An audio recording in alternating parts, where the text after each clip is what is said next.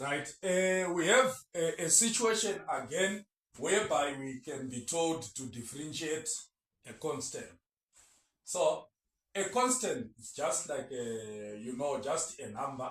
So whenever, let's say y is equal to c, given that c is a constant, so dy dx is equal to 0.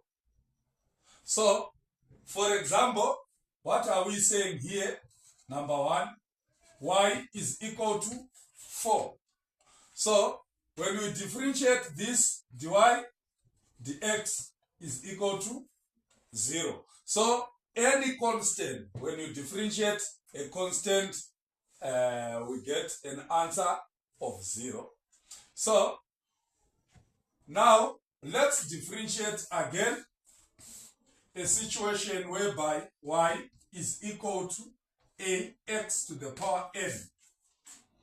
So, differentiating this function, what do we do? This is dy dx is equal to n multiplied by ax to the power n minus 1.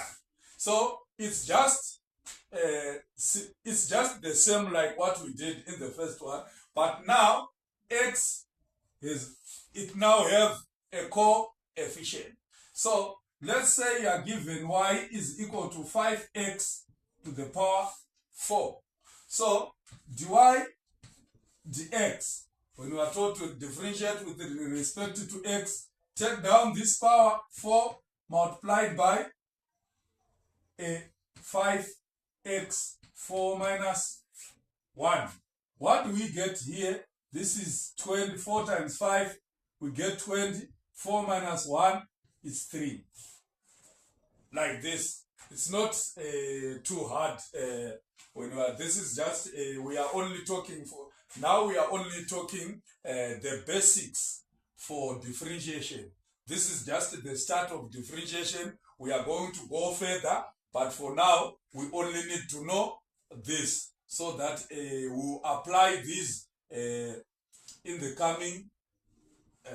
coming differentiation. So let's say we have another example again. Where do we have another example? Right. Y is equal to 2x to the power 4. 2x to the power 4 minus 4x squared, minus 4x squared.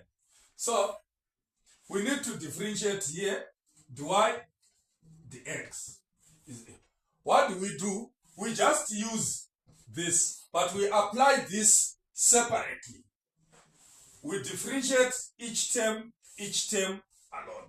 alone.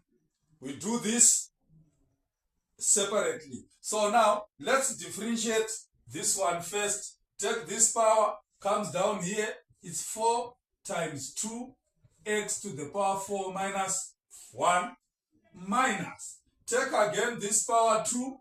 It's 2 times 4x to the power 2 minus 1. So now, what do we get here? 4 times 2, it's 8x to the power 3 minus 2 times 4 again, it's 8x.